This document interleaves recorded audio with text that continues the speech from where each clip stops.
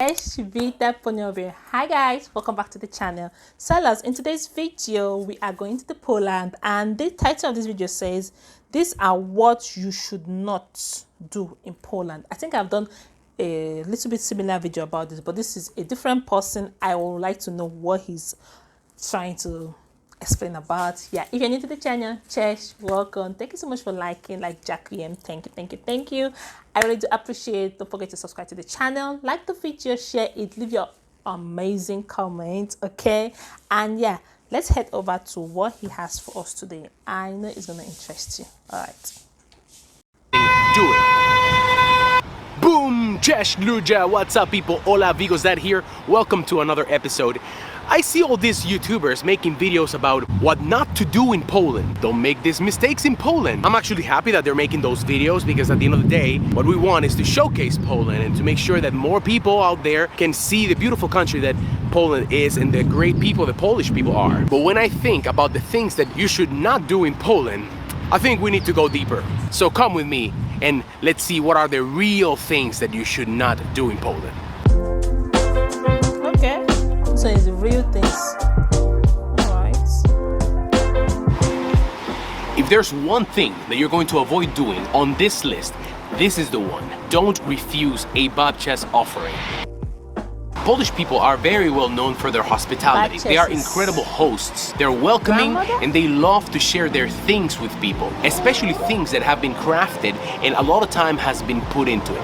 Food is a very big one, and this traces back to the times of war. Of course, all this has been extremely well documented, but if you didn't know, back during war times, it would be weeks before people would have any option whatsoever at the grocery store. Dzień dobry. Dzień dobry. Chleb poproszę. Proszę. Dzień dobry. Dziękuję. Unlike today, you were not choosing between a bread with 7 seeds baked in a Mediterranean stone oven or the gluten-free loaf designed in America but assembled in Vietnam, only sold in Marks and Spencer's to the first 100 people. And even with this scarcity, Polish people were splitting in half whatever little they had to share with whoever might need it. A great example of this is during Polish Vigilia, there's always an extra space at the table for an unexpected visitor that might need some shelter. It is a generation thing.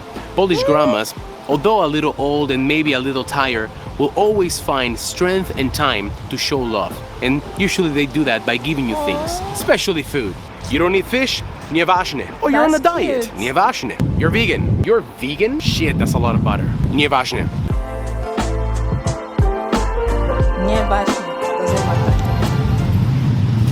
Don't worry about being nice. Wow, that's so cute. Like, why will a grandmother give you something and you will not take it? You have to take it, even if it's not in Poland, in any culture, wherever you are, and an elderly woman gives you a gift, you got to collect it, because that gift symbolizes blessing. Yeah, so this is amazing. I literally want to know more, okay? Nieważne means it doesn't matter. I have learned another one, and is it Dobrzynia? No. I've forgotten that one now. All right, guys, let's head back. Be consistent, be reliable. Depending where you're traveling to and where you're from, this may vary, but it's quite a general rule that whenever you go to a place, it pays off to be polite, to be cheerful, to be nice. It's not that Polish people don't like it when you're nice, but that concept is a little bit different when you're in Poland. I myself, I'm very guilty of that. I can smile all day long and I can compliment people left and right, but I'm still gonna get long faces and awkward stares if I don't comply with the single most important rule in a relationship with a Polish person, and that is to be consistent and to be reliable. If you say you're gonna do something, do it. If you said you're gonna be there at 3, don't show up at 4. And if you committed to helping a friend, but you were just trying to be nice, don't do it, or you lose all respect of Polish people. Honestly speaking, some of the things they say to you can come off as pretty damn rude. If you don't know the reason why they do it, then you might feel a little bit like, hey Kuba, can you help me put together furniture this weekend? Nope, I don't have time. Cold. But you see, it's not that they're really rude, it's that they don't want to commit to something that they might not keep their word on. They really don't want to come off as unreliable. Same thing goes with consistency. If you say you don't like something, don't be changing your mind, because people will take your word for it. Wow.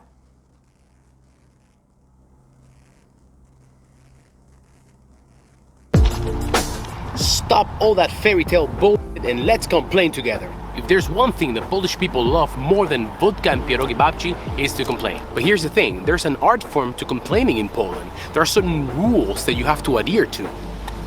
There's nothing more irritating to a Pole than someone that comes off as overtly happy and just overall fake. Your friend had a terrible day at job, we're in the middle of the pandemic, their son is sick. The last thing you should say to them is, "Będzie dobrze, jutro jest nowy dzień." Oh, don't even try. Instead, share how you also had a shitty day and he will feel understood. Polish people value community, so they rejoice on the feeling that they belong to a bigger picture. So the infamous Polish complaining, it's nothing more than them looking for a connection with others.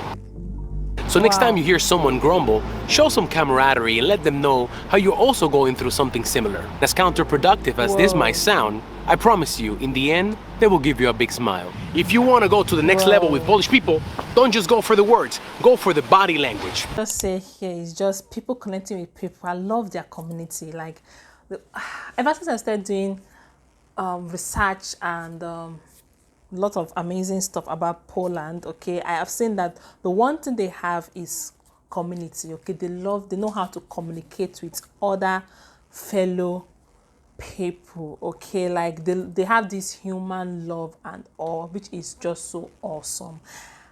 I'm loving this. Okay, so let's head back, guys. It is true the Polish language is one of the hardest languages to learn. So when a foreigner learns a couple of words, you'll get a few surprised faces and even a couple pattings in the back. Although, let's face it, Polish people don't touch so much. And having said that, we're in the year 2020. We are in the times of millennials, of Gen Z, and you get more and more YouTube videos showcasing Poland, the wonders that you can find in this beautiful country. Which means it's not uncommon to find some foreigner learning to say do widzenia or dziękuję. But for the life of me, learn that it's not pierogis, it's pierogi. It's already in plural form. There are some serious unique body language cues that if you master them, Polish people will hand you the keys to the city. Number 1, the Polish shoulder shrug. Really? Nie wiem.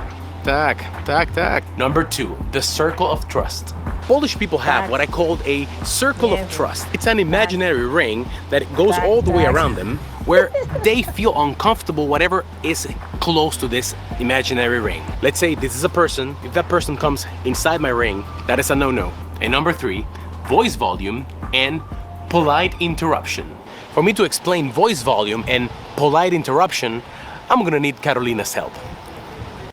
Okay guys, so like I said, I need her help to clarify this particular Polish body language trait. We're talking about volume of voice and what I call polite interruption, okay? So for example, Polish people speak loud. Not as Dominican, we yell, but you guys are, for example, in a public transportation, and you're there on the phone. Hello, mama, coś mnie?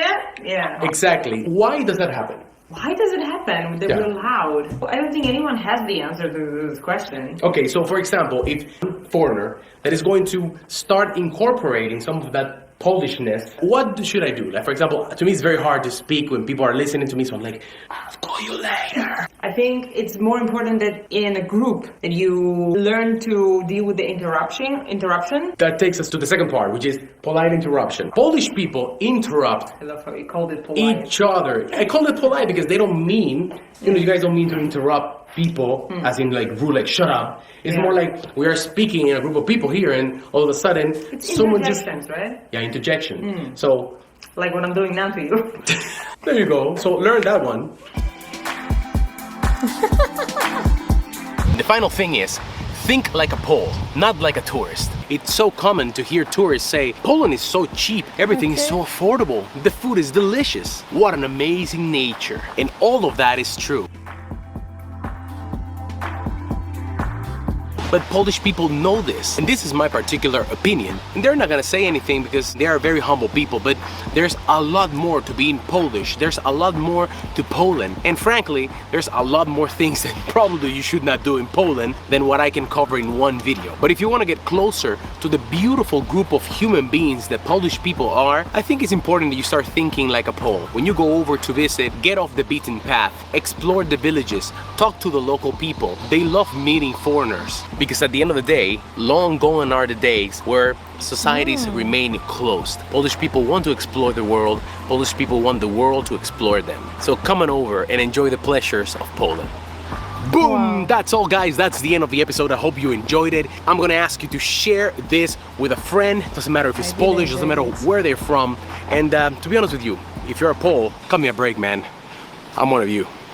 It was amazing to watch. I literally enjoyed it, and I literally learned a lot, okay, from his own video. Like, yo, this is just a beautiful piece right here, okay. And I do is it interruption between he and the wife? That was so cool. Okay, I get it now. I get it.